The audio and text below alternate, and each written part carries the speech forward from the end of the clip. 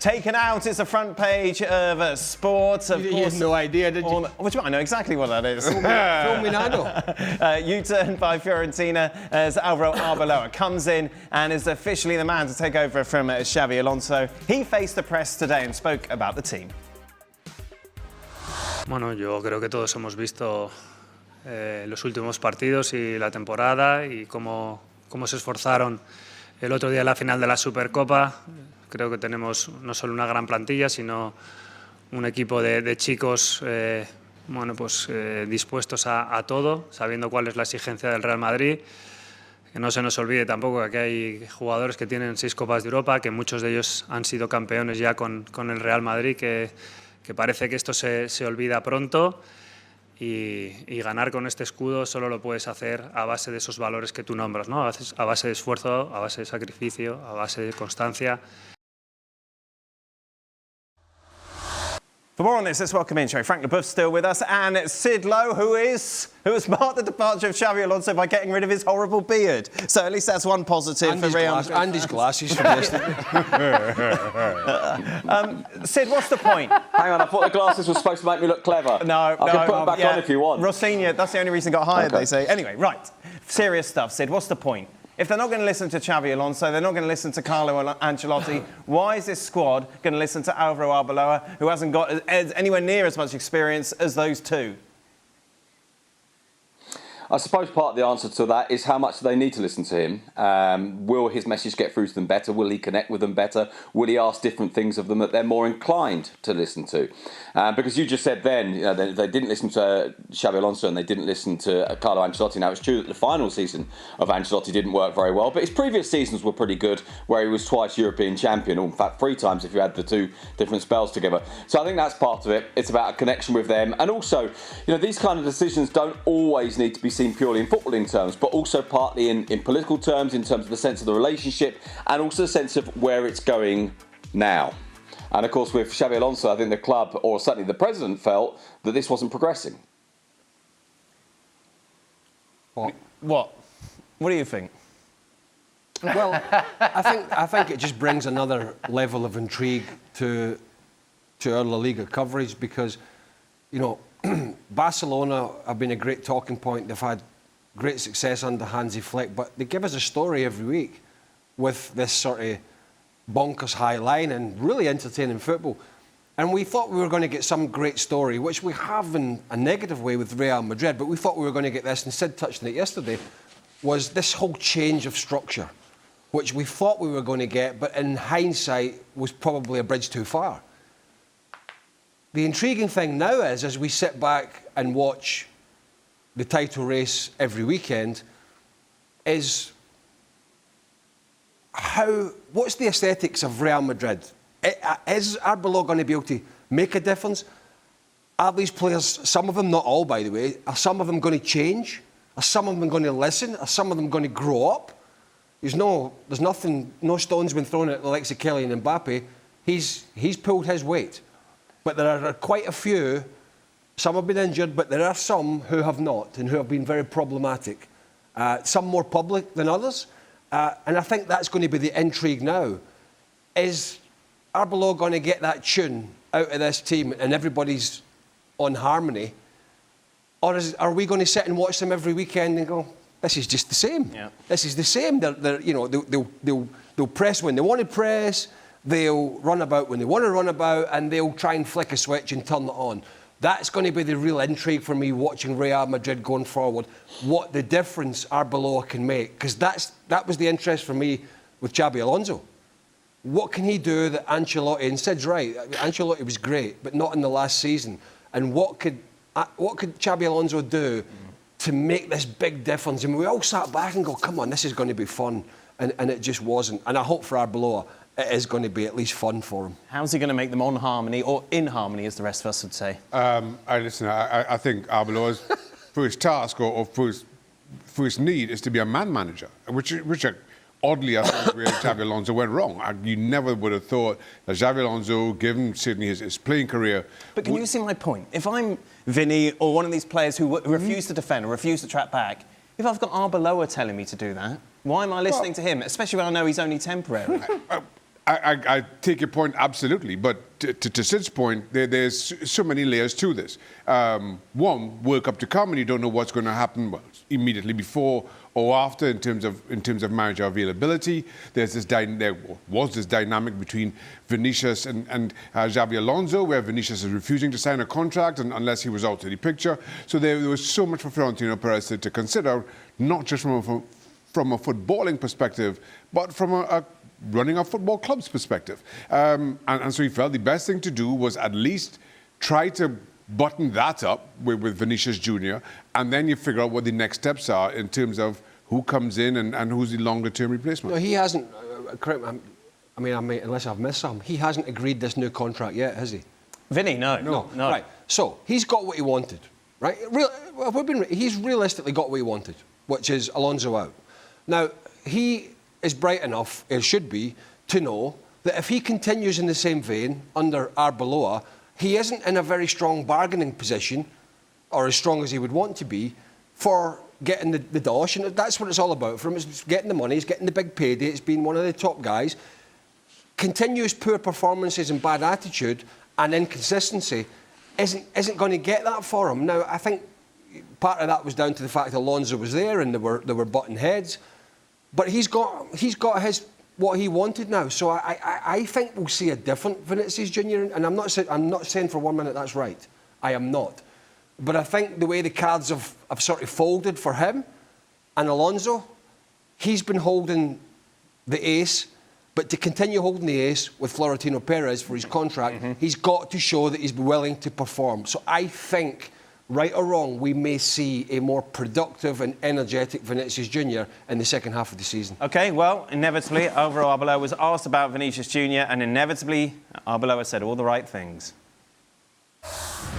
Tengo una suerte enorme de contar con Vinícius Jr., que creo que es uno de los futbolistas más desequilibrantes del mundo, un futbolista querido por toda la afición, que, bueno, todo el mundo vio el partido que hizo el pasado domingo y ese es el Vini que queremos ver, ¿no? Un Vini que sonríe, que disfruta, que baila, que juega, que es capaz de desequilibrar un clásico y de marcar diferencias. Así que eso es lo único que me preocupa y que quiero ver ahora mismo en Vini.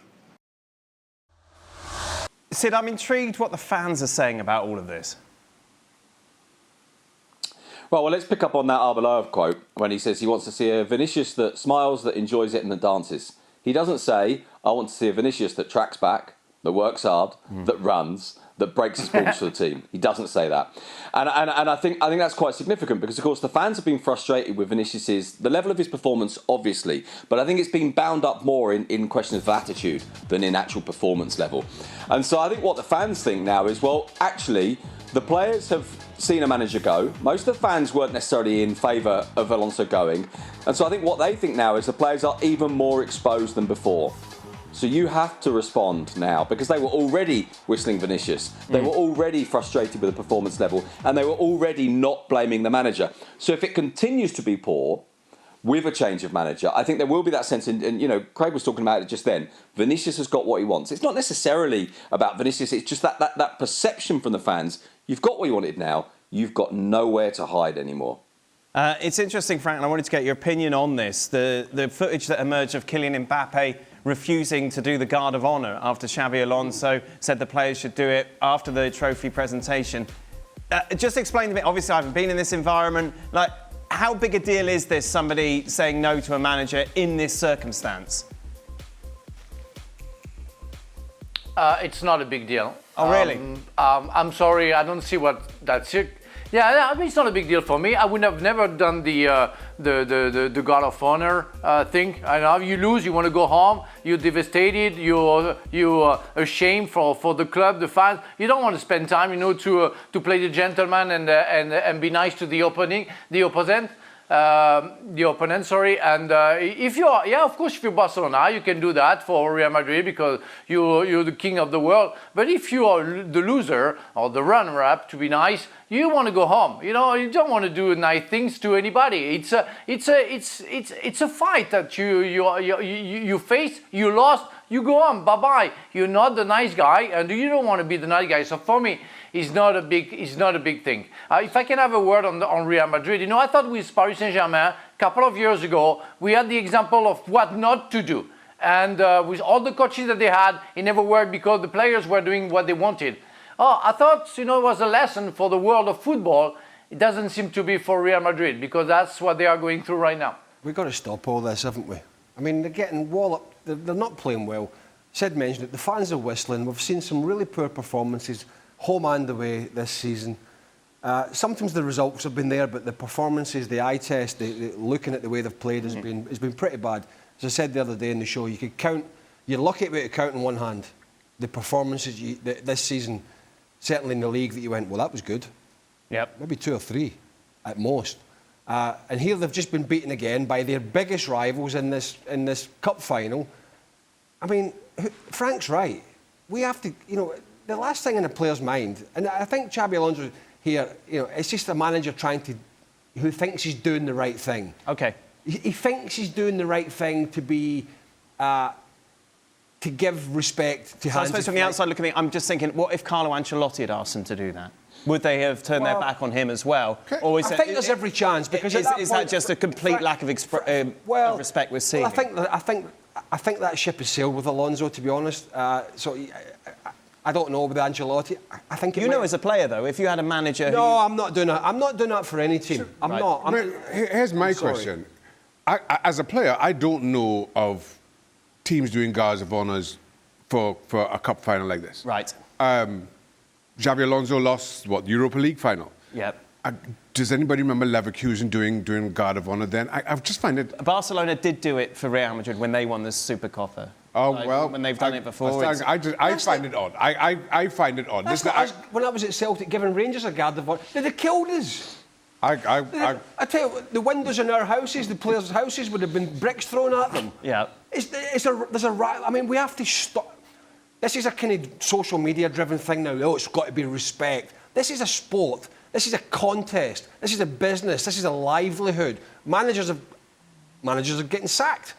You know, Amorim gone, wasn't good enough. Xabi Alonso deemed not good enough. The list is endless. This is big boy stuff. This isn't let's be respectful.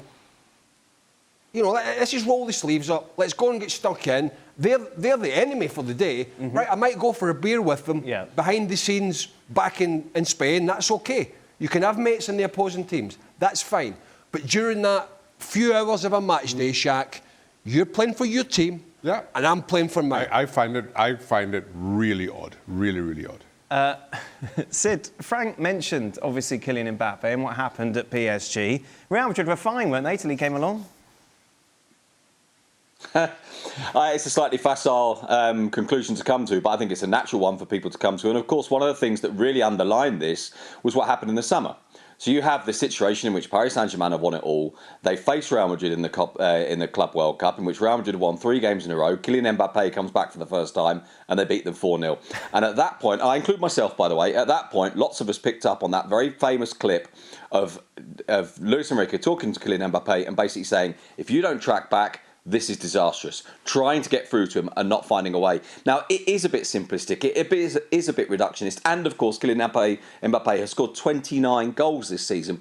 But it's true that that's something that people are starting to focus on now. People are starting to focus on the manager that came and went at PSG, the teammates that came and went at PSG, the failure to win the European Cup at PSG, and now the fact that he joins a European Cup winning team that then doesn't win the European Cup and the team he's just left does. Now, again, it's a bit easy, but it's very, very tempting to go down that route. Of course it is. If in doubt, blame the Frenchman, Frank.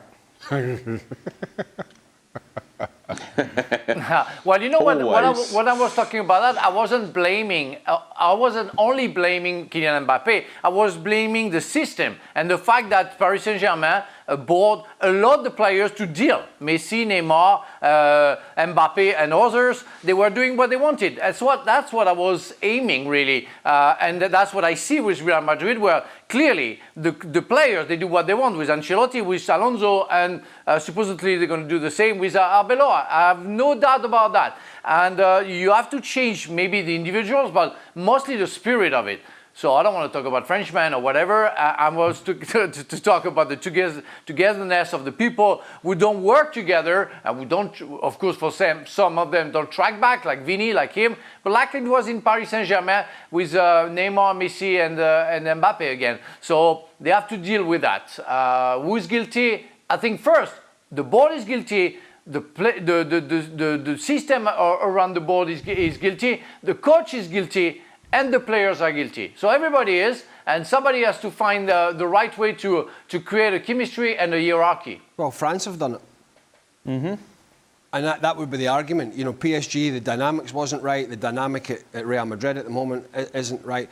And I don't agree with what Deschamps has done with France, but Deschamps has accepted, and if you talk to Julien Laurens or Frank, he's accepted whether we think it's right or not, and I don't. I don't think it's right that Mbappe does what he wants for France, but that's how it is. And he has to build this French team around him to make sure others are doing the dirty work. And it's been somewhat successful. They won a World Cup in 2018. They could have won one again in 2022. They're probably one of the favourites, along with Spain, to win in North America.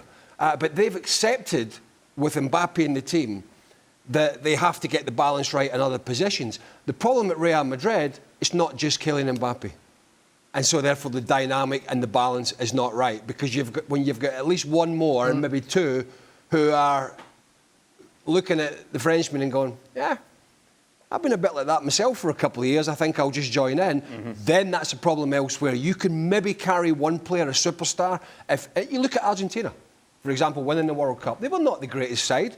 Messi was a luxury that Scaloni knew he had to get all these people around them that were just good footballers, but working their socks off. And that was getting the balance right. And that's what Real Madrid and Arbeloa are going to have to do. Alex brought this up, of course, on yesterday's show. The majority of the Real Madrid players took to social media to show their support Xabi Alonso, to wish him good luck in the future. Jude Bellingham was one of those who didn't. He addressed that today, going, until now, I've let far too many of these slide about always hoping the truth will come out to light in its own time. But honestly, let me say, what a load of poo. Truly feel sorry for the people that hang on to every word of these clowns and their sources. Do not believe everything you read. That was in reference to, obviously, the fact that they picked up that he didn't go onto social media. He didn't thank Xabi Alonso. Rumours that he didn't like the way the Spaniard was running the club said. It's a weird world, isn't it? Because you can be as disingenuous as you like. Take the social media. God, when I had my liver transplant, I had people coming out saying they love me who I know cross the road if they saw me coming. It doesn't count, really. It's not real life, is it? And that's precisely the reason why you put the social media tweets out there, Dan, was because you wanted all these people to tell you how much they loved you, even if deep down you knew that they did not. But thanks for your love, Sid. I appreciate it. Yeah, absolutely. I mean, all these clowns that Bellingham is talking about, that's us, right? Yep. That is us. We're the bad guys in all this. Yeah. Now, for what it's worth, I should make this very, very clear at this point. Bellingham has put a tweet out now. And it actually made me think, the fact that we were kind of counting these players, ticking them off as they said something. Imagine you're one of the 3 or 4 or the 5 or 6 left who hasn't done it. And you see everyone go, oh, look, here's the list of the bad guys. You go, maybe I should put a tweet out. I didn't much like Alonso, but probably time I did. Yeah. It's like a card going around the office. You've got a sign to say happy birthday, even though you hate them, Shaq. You've got all kinds of issues here. Just kind of come to... Has Craig got a card at home? If everyone has signed the card and you haven't... Hope your liver transplant...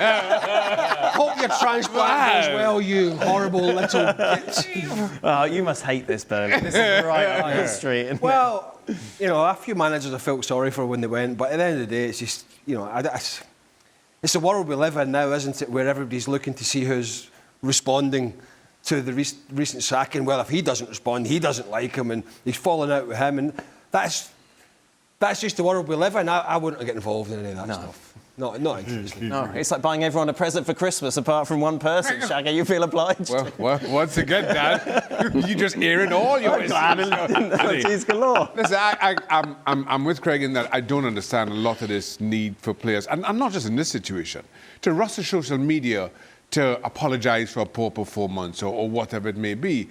I don't get it. I would just say this is something for the new players. and leave it at that. If you did not get along with Xabi Alonso, if you don't think he was getting the best out of you as a player, why go on social media and be two-faced about it? To tick a box, to tick somebody else's box at that, I don't get it. We talked about this yesterday a little bit. I mean, and I don't know how much, whether I'm summarising this wrong, Sid. Alonso clearly wouldn't have wanted the job to go badly. That's just a ridiculous thought. Of course not. Nobody wants that to happen. But knowing what he knows now and over the last few months, do you think he is somewhat probably going to be pleased in the sense that, okay, it didn't work out, but I'm out of this scenario and I'm away from this and I can go and just take stock again? 100%.